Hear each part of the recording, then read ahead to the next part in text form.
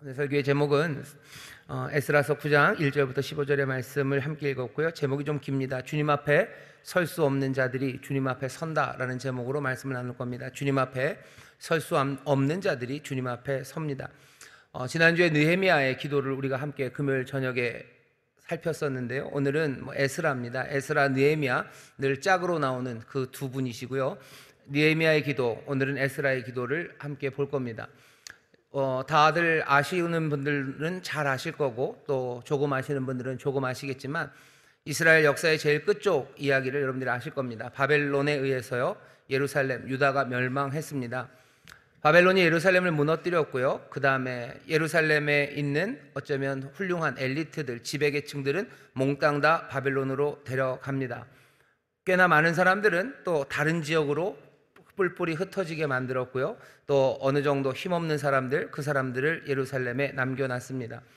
바벨론의 영광이 끝이 없을 것 같았지만 하나님께서 그냥 하루아침에 바벨론을 몰락시키셨어요. 그리고 나서 세워진 나라가 바사입니다. 고레스라는 어쩌면 위대하죠. 위대하고 또 흥미진진하고 그렇게 두드러진 지도자 고레스를 통해서 바사라는 나라가 섭니다. 바사 그러면은 굉장히 낯설지만요, 여러분들 페르시아입니다. 페르시아가 바사예요. 페르시아 제국이 알렉산더가 무너뜨리기 때까지 그냥 거의 그 당시에 가장 크고 또 힘센 그런 어마어마한 제국이 페르시아 제국이었습니다. 지금은 페르시아 제국 그러면요, 그 중심이 어디냐면 지금의 이란입니다. 오늘 여러분들 놀란 뉴스를 좀 보셨죠? 이스라엘이 이란에 침공했다고 그러는데 오래된 싸움입니다. 2500년 전 그때는 페르시아가 바사가 어쩌면 유다 백성에게 은혜를 베풀긴 했죠. 가서 살라고 은혜를 베풀긴 했지만 그렇게 은혜를 베푸는 건 바사는 바사 나름대로의 다 계산이 있기 때문입니다. 어쨌든 바사라는 나라가 서고 위대한 지도자 왕 그 고레스가 이스라엘 백성들, 유대 백성들을 고향으로 돌려보내줘요. 유대 백성만 돌려보내준 건 아니고요. 바벨론의 정책과 그리고 바사, 페르시아의 정책이 좀 다릅니다.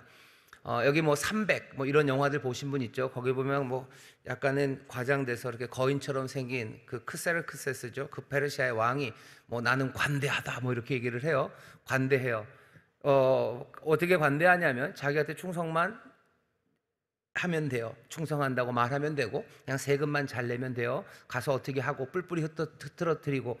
페르시아는 그렇게 안 합니다. 왜냐하면 페르시아는 전체 그 큰 도를 자기가 알아서 다스릴 수 있는 그런 기관을, 그런 힘을 가졌다고 생각했기 때문에 사람들을 이리저리 움직이고 그렇게 애쓸 필요 없어요. 훨씬 더 관대하게. 하지만 그러면서도 제국 전체를 붙잡을 수 있는 힘이 생겼다고 생각하기 때문에 페르시아는 그런 정책을 취합니다. 뭐가 됐든지 유다인들, 바벨론에 쫓겨갔고 거기 잡혀갔던 사람들에게는 복된 소식이죠. 고향으로 돌아갈 수 있는 길이 열렸습니다. 모든 유대인들이 다 그때 다시 예루살렘으로 갔던 건 아닙니다. 사람들은 여전히 흩어져서 사는 사람들이 있고요. 그런 일이 있고 나서 거의 한 70년, 80년쯤 후에, 그러니 BC 한 5세기쯤 될 겁니다. BC 5세기 예루살렘이 멸망하고 한 140년 정도 지났을 때 바사에 있었던 엘리트 유대인들이에요. 엘리트 유대인들 한 무리가, 몽땅은 아닙니다, 한 무리가 다시 예루살렘으로 갑니다. 이 귀환이 특별한 이유는 바사죠. 바사의 권위, 힘을 가지고 가고요. 바사가 재정적으로 지원을 합니다. 돈을 주고 재정적으로 지원을 해요. 재정적으로 지원할 뿐만 아니라 총독을 보내죠. 그 보내진 총독이 다른 사람이 아니라 느헤미야, 우리가 지난주에 봤던 그 느헤미야입니다. 그 유다 지역, 그 예후드 지역을 다스릴 수 있는 총독의 권위를 느헤미야에게 줬고요. 그래서 바사에 있었던 꽤나 엘리트 유대인들이 다시 예루살렘으로 갑니다. 왜 예루살렘으로 갔는지는 아실 거예요. 지난주에 우리가 느헤미야의 기도를 들었죠. 느헤미야가 예루살렘의 소식을 듣습니다. 귀환한 지 꽤 오랜 시간이 지났지만 여전히 예루살렘은 성벽마저도 지어지지 못하고 엉망인 거예요. 그 얘기를 듣고 느헤미야가 눈물로 기도하고 하나님 앞에 간구하고 또 하나님의 은혜를 입고 또 바사 왕의 은혜를 입어서 갈 수 있는 권세, 그리고 갈 수 있는 재정, 이것들을 얻습니다. 그리고 가요. 그 돌아가는 사람들, 그때 지도자 2명이 에스라 그리고 느헤미야입니다. 느헤미야는 총독이에요. 총독이라 폐허가 된 그 예루살렘을 다시 짓는 행정적인 일을 감당한 사람이 느헤미야고요. 에스라는 학사라고 소개가 됩니다.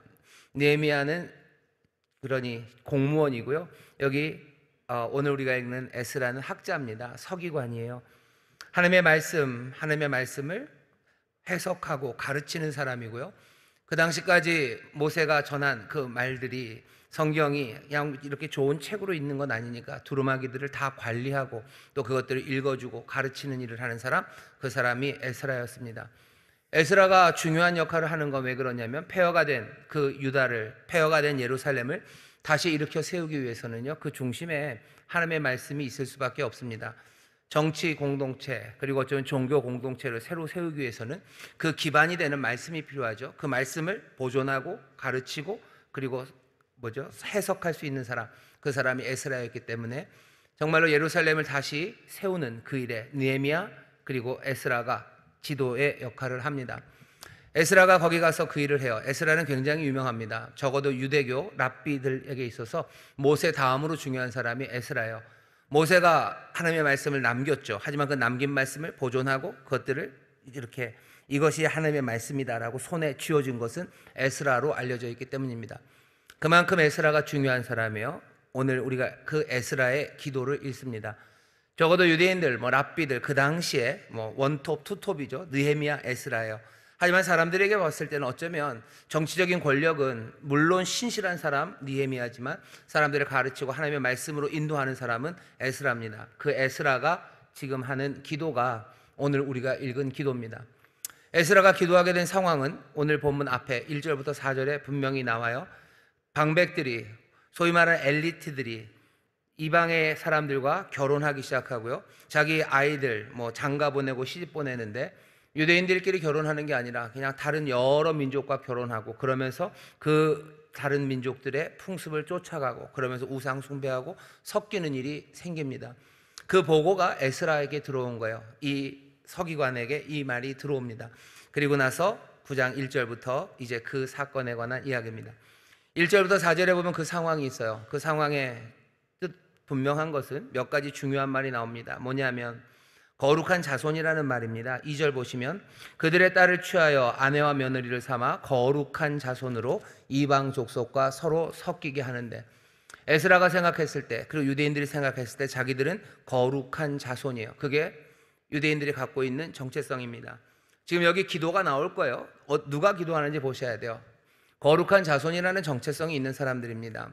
자기들의 출생을 통해서 아니면 민족적인 연속성을 통해서요, 자기들은 오직 여호와를 위해서, 그렇죠? 여호와를 위해서 보존된 아주 특별한 사람들이라는 생각이 유대인들에게는 있습니다.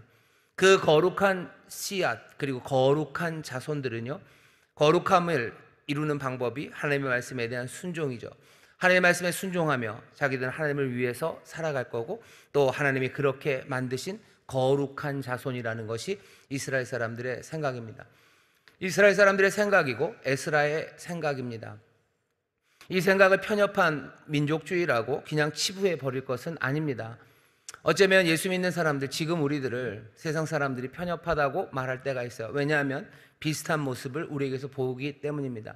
우리도 뭐라고 얘기하냐면요, 우리가 하나님의 백성이라고 얘기하죠. 우리가 하나님의 영광을 위하여 하나님께서 택하신 족속이라고, 우리도 거룩한 나라라고 우리도 그렇게 인정하고 받아들입니다. 이건 우리가 그냥 억지로 생각해낸 것도 아니고 그냥 이게 제일 좋겠다 해서 골라 잡은 것도 아닙니다. 분명히 베드로를 통해서 주께서 우리에게 해주시는 선포의 말씀이에요. 우리를 거룩한 나라로 택하신 족속으로 우리를 부르셨어요. 이 부르심이 어떻게 보면 편협한 것이 되고 또 사람들이 볼 때는 그냥 지들 잘났단다라는 말로 우리를 비난하는 그 용도가 되겠지만, 우리의 정체성을 그 사람의 비난들, 어쩌면 우리의 정체성이 왜곡되어 나타나는 그 실패들 때문에 우리의 정체성을 포기해야 되는 것, 그건 아닙니다. 이스라엘은 분명히 거룩한 자손이에요. 그리고 이제 영적인 이스라엘이라는 교회들, 이제 다시 한번 택하신 나라 하나님의 영광을 위해서 새로운 삶을 부여받은 우리들이 또 거룩한 백성입니다.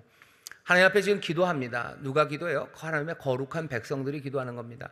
오늘 여기 나온 여러분들, 우리의 정체성에 대해서 분명하게 확인하셔야 돼요. 우리는 거룩한 자손입니까? 우리는 하나님 나라 백성입니까? 우리는 아브라함의 자손입니까? 우리는 하나님께서 택하시고 부르심 받은 정말로 복되고 특별한 사람들입니까? 이 정체성에 대해서 우리가 흔들리기 시작한다면 우리의 신앙, 우리의 기도, 모든 것들이 다 흔들려 버립니다. 옆에 있는 분들에게 얘기해 주시오. 우리는 거룩한 백성입니다. 우리는 거룩한 백성입니다. 누가 뭐라 해도 우리는 거룩한 백성입니다. 그게 우리의 정체성입니다. 거룩한 백성이 편협하게 되려고 하시는 건 아니에요. 이스라엘을 부르신 건 몇 년 전에 우리 교회 표였지만 복이 되는 복된 교회입니다. 우리를 복 주시고 우리를 특별하게 부르신 것은 우리만 사랑하려고 하신 게 아니에요. 우리만 복 주려고 하신 게 아닙니다. 거룩한 백성들은 모든 이들이, 이 땅에 있는 모든 영혼들이 하나님의 복을 누리고 그 거룩함에 들어오게 하는 사람들, 그 사람들이 거룩한 백성입니다. 예수님이 하나님의 아들이셔요. 독생하신 하나님, 독생자입니다. 독생자니 아무도 아들이 못 되게 합니까? 아니요. 오히려 모든 이들이 하나님의 자녀가 되게 하시는 것, 그것이 예수님이 하시는 일이에요. 거룩한 백성은 편협하다고 욕먹지 않을 수 있는 것은 왜? 모든 이들이 이 거룩한 백성이 되는 그 길을 주께서 여셨고 그 길로 사람들을 불러 모으는 사람들이 우리들이기 때문에 그래요. 우리가 편협합니까? 아니요, 절대로 편협하지 않습니다. 하지만 거룩한 백성이라는 정체성, 그 정체성을 버립니까? 아니요, 그럴 수 없습니다. 정체성은 분명하게 그 구별을 만들어요. 하지만 그 막은 뭐 삼투와 비슷합니다. 그건 열려 있어요. 분명히 구별되지만 그 막은 사람들을 밀어내는 게 아니야. 얼마든지 들어오게 하는, 아니 오히려 더 들어오게 하는 그런 존재, 그런 정체성이 우리의 정체성입니다. 어쩌면 우리가 점점 더 거룩해지고 우리가 순결해질수록, 우리가 점점 더 거룩함을 더해갈수록 세상 많은 사람들이 이 거룩한 백성으로 들어올 거예요. 뭐 삼투압이라는 게 그렇죠. 농도가 높은 곳에서 낮은 곳으로 이렇게 지나오는 게 삼투입니다. 그러니까 우리가 세상은 뭐 소금물처럼, 어쩌면 세상은 그렇게 뭐 농도가 높은 세상인데 우리가 정말로 맑고 아무 농도 없는 아주 투명하고 순결한 백성으로 산다면 세상에 있는 그 짠물들이 우리에게로 들어올 거예요. 그게 거룩한 백성의 정체성입니다. 이스라엘은 그 정체성을 자기들은 알아요. 하지만 동시에 뭐요? 섞였다고 얘기하죠. 그것이 섞이기 시작합니다. 2절에 보면 그들의 딸을 취하여 아내와 며느리를 삼아 거룩한 자손으로 이방 족속들과 서로 섞이게 하는데, 자신들도 인정하는 거죠. 우리가 섞였다고 인정합니다. 비유대인들과 섞여요. 세상 사람들과 섞이기 시작했어요. 그러면 고유한 정체성이 훼손되기 시작합니다. 거룩한 자손이 지켜야 되는 그 막이 있어요. 근데 뭐 순결함으로 이렇게 삼투를 통해서 같은 농도로 들어오는 게 아니라 그냥 찢어진 거죠. 섞이게 된 거죠. 찢어지고 섞여버리기 시작하니 1절에 보면 떠나지 아니하고, 이 땅 백성과 떠나지 아니하고 뭐요? 구별되지 않기 시작합니다. 거룩한 자손이 섞이기 시작했어요. 거룩한 자손이 구별되지 않기 시작합니다. 그럼 어떻게 돼요? 죄에 빠집니다. 죄에 빠져. 2절 다시 읽겠습니다. 그들의 딸을 취하여 아내와 며느리를 삼아 거룩한 자손으로 이방 족속과 서로 섞이게 하는데 방백들과 두목들이 이 죄에 더욱 으뜸이 되었다 하는지라. 이건 죄에 빠져드는 거죠. 그리고 방백들이, 훌륭하다고 하는 사람들이, 높은 사람들이 오히려 이 일에 더 많이 들어갑니다. 그게 상황이에요. 이 상황은 우리의 상황을 얘기합니다. 지난주 주일 설교와도 비슷하죠. 거룩한 자들이 세상과 섞이고 구분되지 않기 시작하면 그건 죄에 빠지기 시작한 거예요. 그 상황에 에스라는 어떻게 하나 보십시오. 내가 이 일을 듣고 속옷과 겉옷을 찢고 머리털과 수염을 뜯으며 기가 막혀 앉으니 이에 이스라엘 하나님의 말씀을 인하여 떠는 자가 이 사로잡혔던 자의 죄를 인하여 다 내게로 모여오더라. 내가 저녁 제사 드릴 때까지 기가 막혀 앉았더니, 에스라가 기가 막혀서 앉습니다. 이 서기관이, 이 학사가 기가 막혀서 앉아요. 우리가 하나님의 은혜로 여기까지 왔죠. 하나님께서 은혜를 베푸셔서 여기까지 왔어요. 우리가 여기 올 때는 뭔가 새로운 일을 시작하자고, 전에 우리 조상들은 하나님의 불순종하고 거룩한 자손으로서 제대로 살지 못하고 그 정체성 못 지키고 세상과 섞여서 죄에 빠져서 그렇게 되었건만, 그것 어떻게 새롭게 해보자고 우리가 여기 왔는데 우리가 또 그 길을 걸어가고 있는 겁니다. 그러니 주저앉아 버립니다. 주저앉아서 뭘 해야 될지 모르고 기가 막혀 있습니다. 지금 에스라는 비참한 실패 그 앞에 있는 겁니다. 또 실패했죠. 또 어마어마하게 실패했죠. 전에 갔던 그 길을 우리가 또 가고 있죠. 이번에는 아닐 거라고 생각했는데, 아닐 수 있을 거라고 에스라는 어쩌면 다짐을 했을 겁니다. 내가 학사가 되고 내가 서기관이 돼서 모세의 율법을 다시 한번 내 백성들에게 정말로 제대로 가르치면 여기 만들어지는 새로운 공동체는 이전과는 다른 정결한 거룩한 자손으로 살아갈 줄 알았는데 다시 섞이고 또 구분되지 않고 죄에 빠져 들어가는 거예요. 그러니 망연자실한 거죠. 에스라가 멀리 페르시아에서 예루살렘으로 올 때까지는 뭔가 꿈을 갖고 왔을 겁니다. 마음에 다짐을 하고 왔을 거예요. 에스라만 그랬습니까? 느헤미야만 그런가요? 왔던 모든 사람들이 다 그렇게 뭔가 결심을 하고 온 거죠. 맛있는 거 먹자고 예루살렘에 온 사람 없어요. 부귀영화 누리겠다고 예루살렘에 온 사람 없습니다. 뭔가 소망과 기대를 가지고 왔어요. 새로운 삶, 바사에서도 살 수 있는 사람들입니다. 에스라도 그렇고 느헤미야도 그렇고 왔던 꽤나 많은 사람들, 바사에서 살 만한 사람들이요. 두 번째 왔던 사람들은 꽤나 엘리트인 사람들입니다. 명성이 있는 사람들이요, 이름이 있는 사람들이요. 소위 말하는 귀족 집안, 좋은 집안에서 포로로 잡혀갔지만 여전히 뼈대 있는 집안의 자손들로 살아오면서요, 자기의 가문을 지키고 신앙을 지켰던 바로 그 사람들이요. 그 사람들이 예루살렘에 와서 그렇게 섞여가기 시작합니다. 그러니 에스라는 망연자실하는 거예요. 자신이 이끄는 이 공동체가 순종을 통해서 그 정체성, 거룩한 자손이라는 정체성, 그것을 유지해야 되는데 실패한 거죠. 실패했다는 사실을 이제 확인하는 겁니다. 우리가 실패했구나 하는 사실을 확인하는 자리예요. 오늘 에스라가 기도하는 기도의 자리에 우리도 섭니다. 하나님 앞에서 예수를 믿고 내가 하나님 말씀에 순종하면서 정말 하나님의 자녀답게 살겠다는 결심들, 그 결심들이 우리에게 있습니다. 금요 저녁에 이렇게 나오시는 분들, 그냥 보통으로 그냥 설렁설렁 교회 다니는 분들과는 좀 달라요. 조금 아닌가요? 다 똑같나요? 그 사람들이 더한가요? 여러분들이 더하나요? 여러분들이 더합니까? 그냥 망연자실해요. 어떻게 이럴까? 이렇게 주저앉아서 옷을 찢고 그리고 어쩔 줄 몰라하는 에스라가 하나님 앞에 기도합니다. 오늘 이 기도를 잘 들어보세요. 에스라가 뭐라고 기도할 것 같으세요? 어쩌면 나 자신에 대한 기도입니다. 내가 하나님 말씀대로 살려고 애를 썼지만 내가 발견한 건 내 실패예요. 내가 하나님의 자녀의 정체성으로, 내 하나님의 자녀로서 살 거라고 기대했는데, 이번에는 될 거라고 생각했는데 무너진 나를 발견한 거기에서의 슬픔입니다. 나 자신뿐만 아니라 우리 공동체에 관한 이야기예요. 우리 구역이 그렇게 이번에는 잘할 거라고 생각했어요. 우리 부서가 이번에는 잘할 거라고 생각했어요. 아니, 어쩌면 우리 교회가 이번에는 잘할 수 있을 거라고 생각했어요. 근데 그게 아닌 것, 또 섞이고 또 그래서 죄악 가운데 우리가 정말로 하나님의 나라 백성답게, 예수 그리스도의 몸답게 그 일을 하지 못하는 것, 그거 발견한 겁니다.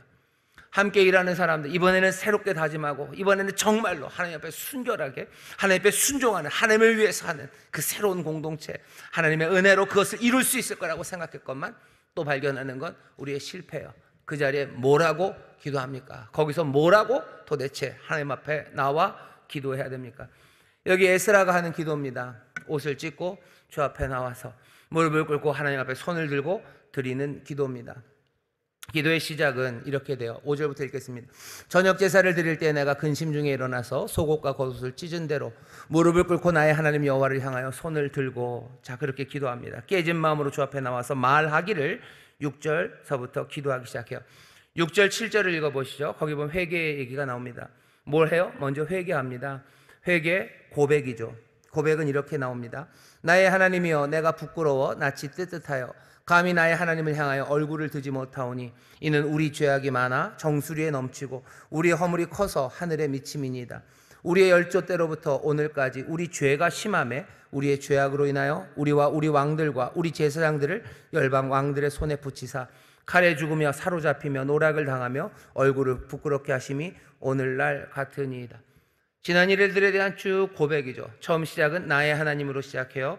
그러다가 어느 순간에 9절쯤 되면 우리 하나님이라고 부릅니다. 6절 7절을 보시면요, 처음에는 나의 하나님, 그러면서 내가 부끄럽다고 얘기합니다. 내가 부끄러워 낯이 뜨뜻하여 감히 나의 하나님을 향하여 얼굴을 듣지 못하오니, 그리고 나서 금방 이는 우리 죄악이 많아 우리 정수리에 넘치고 우리 허물이 커서 하늘에 미침이니이다. 우리 열조 때부터 우리의 왕들이, 우리의 제사장들이. 에스라가 하는 기도를 들어보세요. 처음에는 친밀하게 내가 하나님 앞에 부끄럽다고 얘기해요. 하지만 그냥 바로 어디로 넘어갑니까? 우리라는 표현으로 넘어갑니다. 에스라는 지금 공동체를 위해서 기도하고 있어요. 공동체의 부끄러움 그리고 당혹함, 그것을 주님 앞에 아뢰입니다.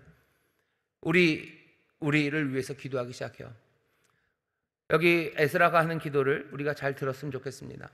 내가 하나님 앞에 부끄러운 게 있습니다. 하지만 지금 에스라는 자기의 부끄러움, 에스라가 자기의 아들을 무슨 이방 여자랑 결혼시킨 거 아닙니다. 에스라가 자기의 딸을 이방 남자에게 시집 보낸 게 아니에요. 에스라의 삶이 지금 세상과 섞인 거 아닙니다. 하지만 에스라는 지금 하나님 앞에서 부끄러워하고요, 또 우리가 하나님 앞에 부끄럽다고 하면서 한 공동체, 그 모든 것들을 자기의 부끄러움으로 끌어안고 기도합니다. 내가 하나님 앞에 잘못한 게 없을 수 있어요. 하지만 우리라는 사람들, 우리가 잘못한 거, 우리의 부끄러움, 그것을 들고 하나님 앞에 나아가며 기도하는 사람이 에스라입니다. 오늘 우리가 에스라의 기도를 들으면서, 이 기도를 보면서 다시 한번 생각해야 되는 게, 내가 하나님의 자손일 뿐만 아니라 우리가 하나님의 자손이요, 우리가 그리스도의 몸이고 우리가 하나님의 백성으로 부름받은 사람들입니다.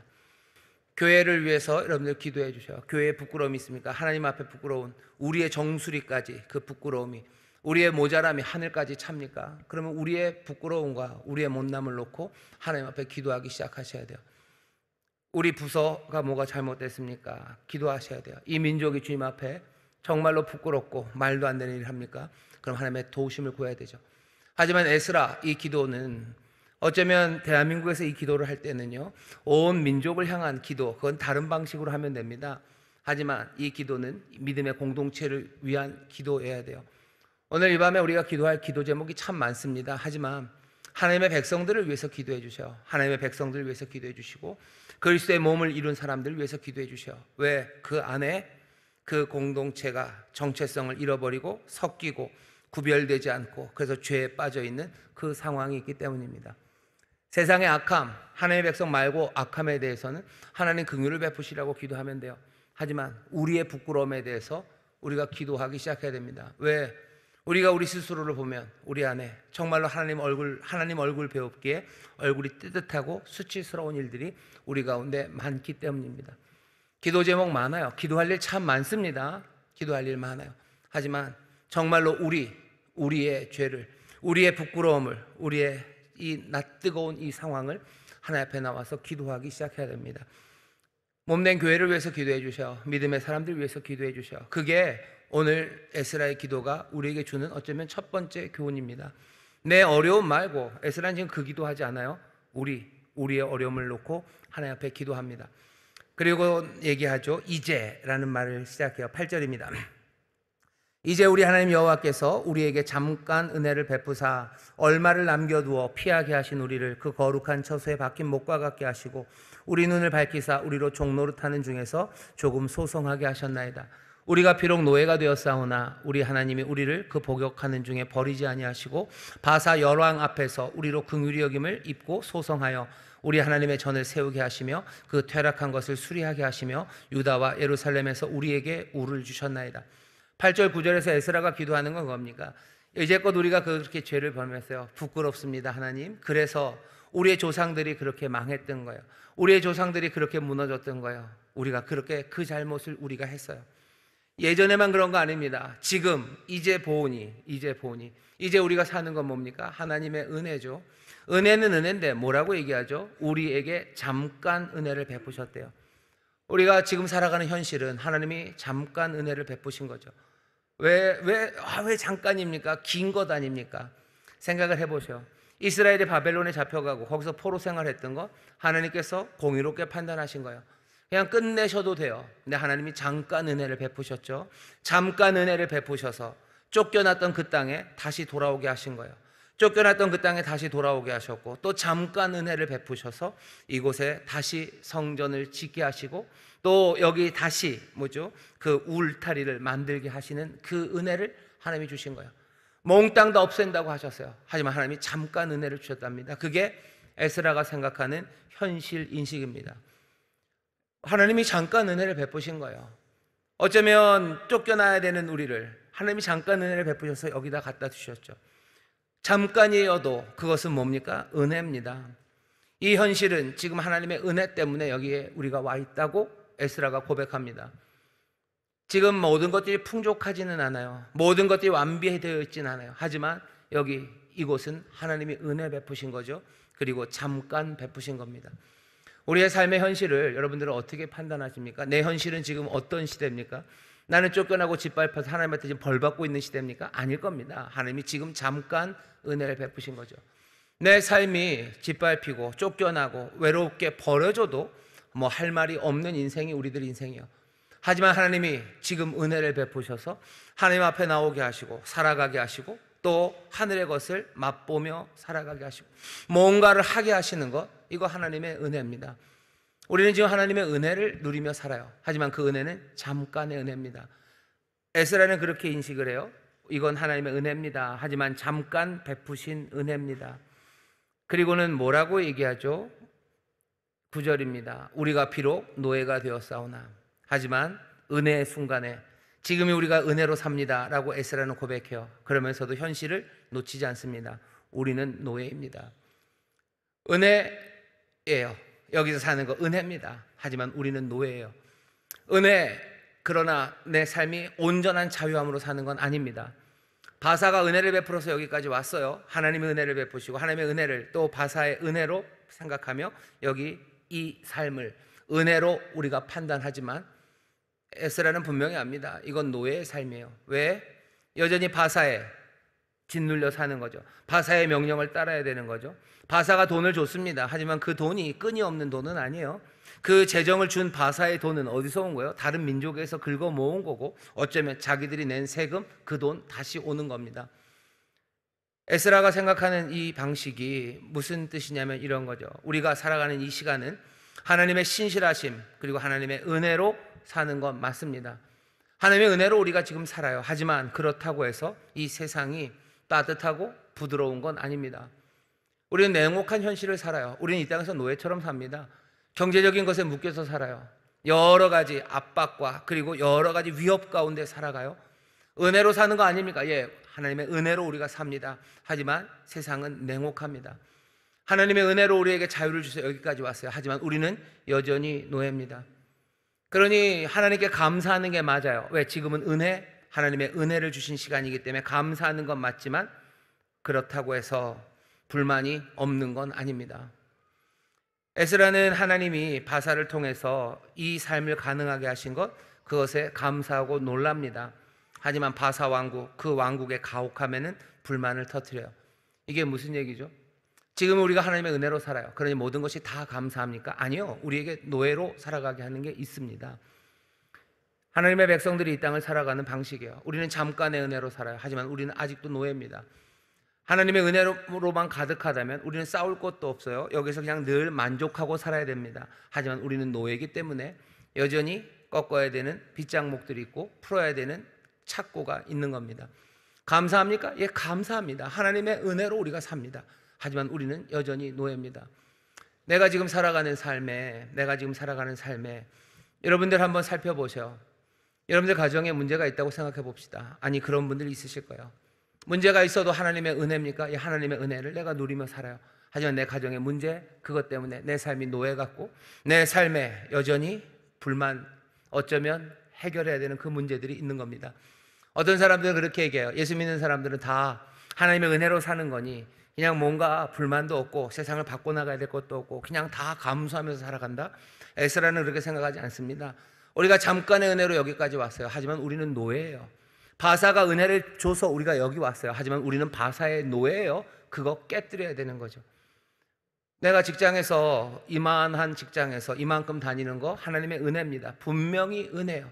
잠깐의 은혜를 내게 베푸신 거예요. 하나님이 내게 은혜 주신 건 맞죠. 그러니 감사합니다. 하지만 그 직장에 여러 가지 나쁜 문제들이 있죠. 나쁜 문제들이 있고 불의한 일들이 있고 그것들이 내 삶을 짓누르고 나를 노예처럼 가둬놓습니다. 불만이죠. 이 일들을 어떻게 합니까? 이건 해결해야 되는 문제예요. 하나님의 도우심을 구해야 되는 거, 어쩌면 싸워야 되는 문제입니다. 에스라는 그 일을 아는 사람이에요. 하나님의 은혜로 여기 왔으니 모든 것이 다 감사합니까? 모든 것 다 감사해요. 하지만 노예입니다. 그러니 싸워야 될 것도 많습니다. 우리가 뭐 교회도 마찬가지요. 우리가 함께 신앙생활하는 거 하나님의 은혜 맞습니까? 맞죠? 인천수목교회 다니게 하신 거 하나님의 은혜입니까? 아, 예. 그러니까 감사하시면 돼요. 감사합니다. 제발 감사합니다. 감사하는 거예요. 하지만 그게 다는 아니에요. 여기 감사할 일 많지만 여기에 또 뭐 해결해야 될 문제들도 있습니다. 여전히 해결해야 될 문제들이 있는 거예요. 여전히 불만이 있는 거예요. 여전히 뭔가 문제가 있는 겁니다. 에스라는 이 일을 놓치지 않아요. 하나님의 은혜로 우리가 삽니다. 하지만 여전히 여기 문제 있는 땅에서 우리가 삶을 여기 에스라는 직시합니다. 그거 직시하고 뭐라고 기도하나 보세요. 그거 직시하고서 그 다음 기도는 뭐죠? 에스라가 한 기도를 제가 설교하려고 찾아보면 이렇게 보면서 이건 기도 같기도 하고 설교 같기도 해요. 에스라가 거의 설교처럼 얘기하기 시작합니다. 보시면 그렇게 돼 있죠. 10절입니다. 우리 하나님이여 이렇게 하신 후에도 우리가 주의 계명을 배반하였사오니 이제 무슨 말을 하오리까? 이제는 이제 어떻게 해야 됩니까? 하는 거예요. 이런 상황에서 어떻게 합니까? 은혜 주시고 이 어려운 상황에서 우리는 어떻게 살았어요? 하나님을 배반하고 실패 또 한 거예요. 이 문제를, 이 현실을 해결하지 못하고 감사하며 해결해 나가지 못하고 우리는 오히려 실패한 거죠. 거룩한 자손으로서 그 현실의 문제를 해결하지 못하고 감사하며 해결하지 못하고 우리는 오히려 섞이고 그리고 뭐든 거예요? 죄에 빠져들어간 겁니다. 그럼 이제 어떡합니까? 11절서부터 14절까지 이야기를 보시면요, 거의 설교입니다. 11절에서 14절까지 말씀 중에서 11절에서 12절 보시면요, 문제의 진단이에요. 뭘 잘못했는지 얘기합니다. 전에 주께서 주의 종 선지자들로 명하여 이르시되 너희가 가서 얻으리라 하는 땅은 더러운 땅이니 이는 이방인들이 더럽고 가증한 일을 행하여 이 가에서 저가까지 그 더러움으로 채웠습니다. 그러므로 너희 여자들을 저희 아들들에게 주지 말고 저희 딸을 너희 아들들을 위하여 데려오지 말고 그들을 위하여 평강과 형통을 영영히 구하지 말라. 그리하면 너희가 왕성하여 그 땅의 아름다운 것을 먹으며 그 땅을 자손에게 유전하여 영원한 기업을 삼게 되리라 하셨나이다. 말하면서 뭐예요? 설교하고 있는 겁니다. 문제는 뭐예요? 더러운 땅, 그것과 섞인 거, 그거 문제고. 그러니 어떻게 해야 됩니까? 아주 구체적인 지침도 주죠. 데려오지 말고, 주지 말고 그들을 위하여 영영히 평강을 구하지 말아라. 그게 분명한 대답 명령입니다. 어떻게 살아야 되는지 말하는 거예요. 그렇게 방백들이 으뜸이 되어가지고 이방의 사람들과 같이 연혼하고 그러면서 우상을 섬기는 거, 그거 멈추라는 거죠. 딸도 주지 말고 뭐 아들들 해서 이방 여인들 데려오지 말고 그들과 영원히 잘 살겠다고 뭐 그렇게 하지 말고 그 섞이는 일 멈춰라 라는 이야기를 기도처럼 합니다. 어쩌면 에스라가 학사이기 때문이요. 아니 어쩌면 에스라만이 아니라 우리 모두가 그렇습니다. 지난 수요일 설교 때 요나의 기도를 봤었는데 요나도 그래요. 갑자기 기도하다 설교하는 거죠. 우리도 좀 그렇습니다. 우리도 기도가 막 혼재되어 있어요. 남들 앞에서 기도하다 보면, 남들 앞에서 대표 기도할 때 보면요, 대표 기도하시는 분이 이분이 설교를 하시나 싶죠. 이분이 설교하시나 싶어요. 더 재밌는 건 사람들 앞에서 기도하는 게 아니라 나 혼자 기도할 때도 보면 그 기도를 잘 들어보면요, 내가 설교를 하고 있습니다. 에스라도 지금 그런 이야기를 하고 있어요. 그렇게 말합니다. 아니 어쩌면 사람들 앞에서 하는 기도이기 때문에 에스라의 목표가 있는 것 같아요. 너희들 그렇게 해라는 거죠. 이렇게 해라, 이렇게 해라. 너희들이 이제 주지 말고 데려오지 말고 뭐 그렇게 하지 말고 잘못된 건 그 사람들과 함께 했기 때문이요. 그러면서 13절, 14절에서는 뭐죠? 아주 멋지게 그것들을 탁 박아놓는 거죠. 질문 2개로. 우리의 악한 행실과 큰 죄로 인하여 이 모든 일을 당하였사오나 우리 하나님이 우리 죄악보다 형벌을 경케 하시며 또 이만큼 백성을 남겨주셨사오니 우리가 어찌 다시 주의 계명을 거역하고 이 가증한 일을 행하는 족속들과 연혼하오리까? 대답은 뭐예요? 연혼하지 않습니다요. 그렇게 물으면서 사람들이 예, 연혼하지 않겠습니다라는 다짐을 하게 하는 거죠. 그러하면 주께서 어찌 진노하사 우리를 멸하시고 남아 피할 자가 없도록 하시지 아니하시리까? 대답은 뭐예요? 예, 그렇게 하시지 않을 거예요. 분명한 대답들. 하나님이 이렇게 하실 거고 너희는 이렇게 할 거다라는 어쩌면 결심 그리고 가르침을 지금 에스라가 사람들에게 들려줍니다. 여기까지 들어보면 에스라가 하는 기도가 어떤 기도인지 보여요. 죄를 잘못을 고백하고 현실을 직시합니다. 은혜로 우리가 사는 거예요. 그래도 여전히 어려운 상황입니다. 이런 상황에서 우리가 망쳤어요. 그러니 어떻게 합니까? 망친 상황에서 에스라는 진단을 하죠. 뭘 잘못했는지 말하고 이젠 뭘 해야 되는지를 다시 한번 확인합니다. 그 다음 뭐가 나와야 될 것 같아요? 이젠 우리를 사하시고 우리에게 복 주시옵소서, 이렇게 나와야 될 것 같은데 마지막 15절 한 절이 에스라 기도의 절정입니다. 에스라는 이렇게 기도를 마무리합니다. 이스라엘 하나님 여호와여, 주는 의롭도소이다. 우리가 남아 피한 것이 오늘날과 같사옵거늘. 이스라엘 하나님 여호와를 부르짖어요. 그러면서 뭐라고 해요? 주는 의롭다고, 주님이 의로우시다고 에스라가 말합니다. 의롭대요. 주님이 의롭답니다. 의롭다는 얘기는 뭐겠습니까? 주님은 공평하시다는 거죠. 주님은 공평하시고, 주님은 공정하시고, 주님은 신뢰할 만하고, 주님은 너그럽대요. 이 얘기를 왜 하죠? 주님이 우리의 조상들을 때리셨던 것, 그 모든 것들에 불의가 없으셔요. 그 일에 불공정이 없으셔요. 이스라엘의 여호와 하나님이 하시는 그 모든 일은 부당함, 그리고 정당하지 못한 것, 그런 거 없습니다라는 확인이에요. 사람들은 의혹을 던지죠. 하나님이 이상하다라는 의혹을 던져요. 에스라는 아주 단호하게 말합니다. 아니, 이스라엘 하나님 여호와여, 주는 의로우십니다. 아니요, 주님은 의로우셔요. 주님은 불의하지 않으셔요. 주님은 불공정하지 않으셔요. 주님이 하시는 모든 행위는 다 정당합니다. 그게 여기 에스라가 하는 말입니다. 에스라가 그 하나님이 의롭다라는 것, 그것을 뭘로 확인합니까? 확인하는 건 이스라엘이 지금껏 살아남았다는 겁니다. 15절 보시면 이스라엘 하나님 여호와여, 주는 의롭도소이다. 어떻게 알아요? 우리가 남아 피한 것이 오늘날과 같사옵거늘. 우리가 오늘 여기 남아 있는 것, 우리가 여기 지금 살아 있는 것, 이곳에서 잠깐의 은혜를 누리며 지금 살아 있는 것, 어쩌면 그 죄악을 범하면서도 지금 여기 살아 있는 것, 그것이 뭐예요? 주님이 의롭다는 증거입니다. 지금 우리가 함께 여기 있다는 것, 이것이 따지고 보면 하나님께서 의롭기 때문이요. 여호와께서 의롭지 않으시다면 우리는 여기 없습니다라는 고백이에요. 그렇다면 여기 의로움은 거의 긍휼하심, 그것과 같은 의미가 됩니다. 주는 의로우세요. 주는 긍휼하셔요. 주님은 신실하셔요. 그러니 어떻게 압니까? 우리가 여기 살아 있다는 게 증거예요. 거룩한 자손이 되어 섞이고, 그래서 죄악 가운데 빠져서 그렇게 과거에 실패한 그 또 조상들의 전철을 밟아서 우리가 여기 뭔가 꿈을 갖고 왔다고 하면서도 또 실패한 우리가 지금 여기 서 있는 것, 주님이 의로우시고 주님이 신실하다는 증거입니다. 주님이 의롭다, 주님이 은혜로우시다라는 증거는 뭐예요? 증거가 뭡니까? 저와 여러분들이 여기 이렇게 살아있는 겁니다. 그냥 숨을 쉬고 살아있다는 게 아니라 여전히 여기 하나님의 백성이라는 이름으로 여기 있는 거예요. 여기 예배라는 자리에 우리가 여기 있는 거예요. 기도하는 자리에 우리가 여기 있는 거예요. 이게 하나님의 은혜로우심, 하나님의 의로우심의 증거입니다. 사람들은 그래요. 하나님이 의롭다는 증거가 어디 있냐고? 그냥 우리가 증거입니다. 여전히 아들이라고 부르시고, 여전히 자녀들이라고 부르시고, 여전히 그리스도의 몸이라고 부르시며 우리를 여기다 가져다 주신 것, 그게 주님의 의로우심, 주의 신실하심, 너그러우심, 긍휼하심, 자비하심, 그것의 증거입니다. 에스라는 지금 그렇게 말하는 거예요. 여호와, 나의 하나님, 이스라엘의 하나님 여호와, 주는 의로우십니다.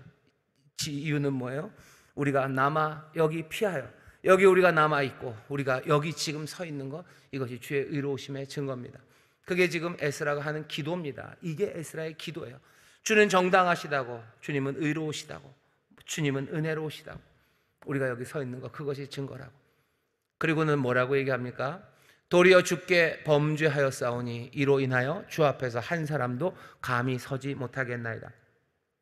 여기 9장 15절 제일 마지막에 있는 이 부분은요, 조금 뭐라 그래야 되나, 설명이 좀 필요합니다. 여긴 이렇게 이해하셔야 돼요.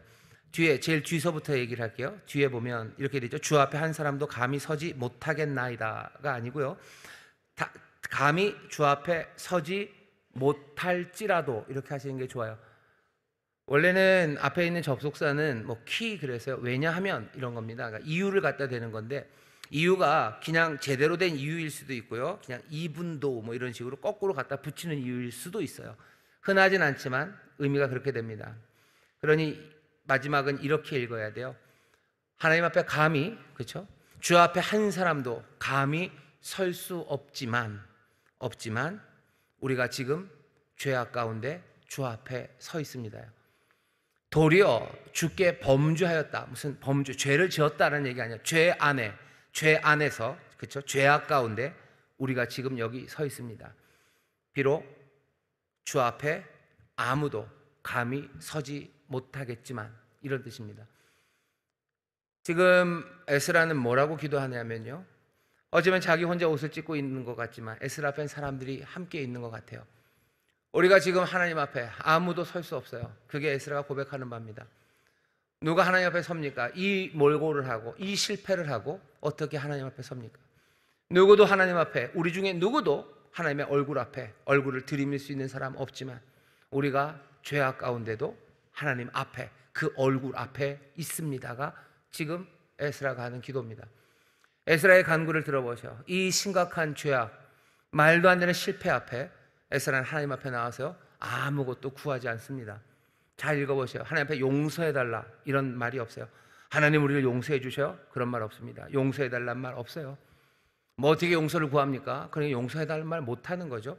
용서하라는 말도 없고, 한 번만 넘어가달라는 얘기도 없고, 다음에 뭐 잘하겠으니까 어떻게 딜하려는 그런 것도 없습니다. 제발 제발 하고 매달리는 것도 없어요. 에스라는 매달리지도 않습니다. 에스라가 하는 일은 다른 일 아니에요.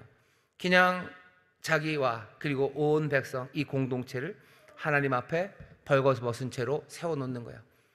아무도 하나님 앞에 설 수 없지만, 그 얼굴 앞에 우리 얼굴을 가져다 놓을 수 없지만, 우리가 죄악 가운데라도 하나님, 당신 앞에, 하나님의 얼굴 앞에 우리가 있습니다. 어쩌라는 겁니까? 어쩌라는 겁니까? 유다도 알고 그리고 에스라도 알아요. 뭘 알죠? 이 죄악된 현실을, 이 현실이 어쩌면 지속적으로 이 공동체가 살아갈 삶의 본질이 될 거라는 걸 압니다. 조상들이 실패한 그 자리에서 자기들이 그렇게 다짐을 했던 엘리트들, 그 사람들도 실패했어요. 앞으로는 우리가 다시는 이러지 않을 겁니까? 아니요. 에스라는 압니다. 또 그럴 것 같은 거예요. 또 그럴 거고, 우리는 또 실패할 것 같죠. 그러니 어떻게 합니까? 이제는 포기하시고 버리셔야 됩니다. 이젠 끝입니다. 안녕. 그러고 가야 됩니까? 그럴 수 없죠. 죄 가운데 서는 것, 그 현실이 지속적인 이 공동체의 본질이 될 것을 어쩌면 에스라도 유다도 알기 때문에, 아니 알매도 불구하고 자기들의 희망 내지는 확신 하나를 지금 선포하는 겁니다. 여기밖에 없죠. 더 갈 데는 없습니다. 유다는 가치 없어요. 유다는 자격이 없습니다. 그건 분명합니다. 한 번 그러고 또 그래요. 와서 또 그래요.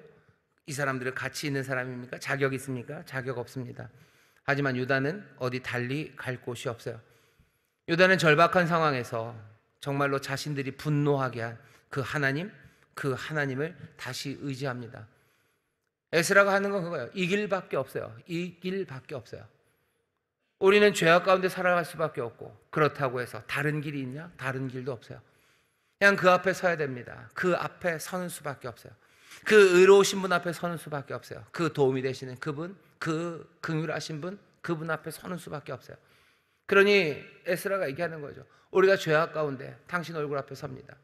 우리 중에 누구도 당신 앞에 설 수 없지만 우리는 그렇게 섭니다. 도리어 하나님 앞에 서는 사람들, 죄악에 빠질 때, 그래서 도움을 청해야 되는 그때, 에스라는 하나님 앞에 간구해야 될 것 같은데요, 간구하지 않습니다. 노예처럼 살아가는 삶, 우리는 노예예요. 우리는 그것에서 자유함을 못 누립니다. 노예, 그 노예는 자유하신 하나님 앞에 나와 섭니다. 그 얼굴 앞에 섭니다. 우리는 부정한 사람들이요, 부정한 사람들이 그 앞에 섭니다. 모든 장애물들이죠. 앞에 장애물들, 하나님을 만나지 못하겠던 장애물들, 우리의 죄악들, 우리의 노예 같은 삶들, 우리의 못남들, 우리의 불순종들, 그 모든 것들, 하나님 앞에 나오지 못하겠던 그 모든 것들을요, 오늘 기도, 에스라의 기도는요, 한 단번에 뛰어넘습니다. 우리가 죄악 가운데 있습니다. 그리고 우리는 그 앞에 섭니다. 우리도 압니다. 아무도 그 앞에 설 수 없으면 우리는 압니다. 그래도 우리는 그 앞으로 갑니다. 라는 게 에스라의 기도의 마지막 절정입니다. 우리는 우리가 얼굴을 마주할 수 없는 분, 그분과 정말로 얼굴을 마주하며 인자와 그리고 긍휼과 그리고 의를 구하며 살아가는 사람들입니다. 그게 에스라가 하는 기도예요. 그리고 이 기도에 우리가 아니라고 말할 수가 없습니다. 나 자신이 그렇고 우리 공동체가 그렇습니다. 우리 구역이 그렇고 우리 가족이 그렇고 어쩌면 이 교회가 그래요. 교회가 그리스도의 몸입니다. 거룩하신 예수 그리스도 성령으로 우리를 채우셔서 우리의 삶을 거룩하게 인도하시건만, 그 은혜를 주시건만, 그래서 그 기쁨을 누리는 잠깐의 은혜, 그 은혜를 우리에게 주시건만, 우리의 삶은 여전히 노예 같고 여전히 죄악 가운데 실패하고 섞이고 못난 모습이 있어요. 뭐라고 하나님 앞에 기도해야 합니까? 우리를 그냥 그 앞에 세우는 거예요. 에스라가 간구하지 않아요. 하나님 앞에 아무것도 구하지 않습니다. 하지만 이 기도는 사람들 마음에 결심을 세우죠. 하나님 앞에 순종하겠다는 단호한 결심들, 그냥 그 결심들만 세울 뿐입니다. 하나님 말씀대로 살겠다는 마음이 있어요. 그걸 참아, 내가 하나님의 말씀대로 살 테니 이제 이번만 용서해 주셔요.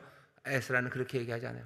온 백성의 마음에 순종하겠다는 결심 하나 마음에 담고 얼굴을 마주할 수 없는 그분 앞에 내가 죄악 중에 그냥 서는 사람들, 우리 마음에 오늘 성령의 도우심으로 오늘 이 기도 또 이 말씀이 우리 안에 결심 하나 주실 거예요.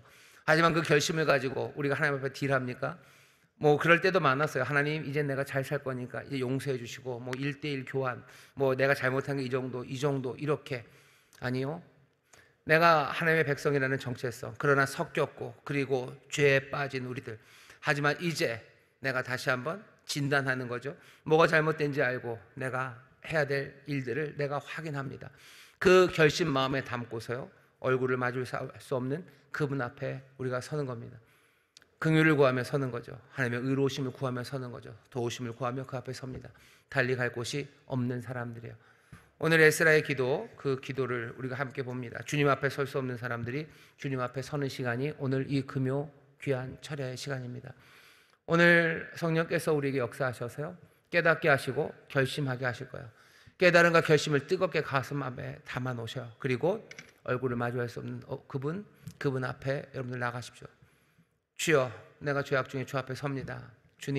주님밖에 없습니다 라고 기도하기 시작하실 때 다시 한번 의로 채우시고 은혜를 베푸시고 또 우리의 삶을 인도하시는 하나님의 귀하신 사랑이 또 귀하고 놀라운 역사가 우리의 삶에 이루어질 줄 믿습니다. 오늘 다 함께 주님 앞에 함께 서는 그런 시간 되도록 성령님 우리를 이끌어 주실 줄 믿습니다. 기도하겠습니다. 하나님, 에스라의 기도를 읽습니다. 아버지 하나님, 정말로 에스라 그 공동체 같은 삶이 우리의 삶인 것 우리가 압니다. 이스라엘 실패한 자리에서 또 실패한 이스라엘, 그렇게 실패했기에 이제 그리스도의 몸된 교회를 세우시고 또 우리에게 성령을 부으시고 우리에게 놀라운 부활의 삶을 살게 하셨건만 거기에 또 실패하는 우리들, 오늘 이 밤 주님 앞에 섭니다. 우리 하나님 앞에 섭니다. 얼굴을 마주할 수 없는 그분 앞에 우리가 얼굴을 마주하며 섭니다. 다른 곳에 구원 없기 때문입니다. 다른 곳에 의로움과 자비하심이 없기 때문입니다. 주여, 주님만 바라보는 자들이 여기 있사오니 우리가 함께 격려하며 주 앞에 서기를, 에스라가 모든 백성들을 주 앞에 세웠던 것처럼 우리가 서로 격려하며 주 앞으로, 주님 앞으로 나가자 말하는 우리가 되기를, 그렇게 주 앞에 서서 은혜를 구하며 또 은혜를 누리는 우리 모두가 되기를 주여 간구하오니 오늘 이 밤이 주님 앞에 서서 주여 주가 주시는 것을 받아 누리는, 영접하는 아버지 하나님 생명의 자리, 복된 기도의 자리가 되게 하여 주옵소서. 감사드리며 예수님 이름으로 기도하옵나이다. 아멘.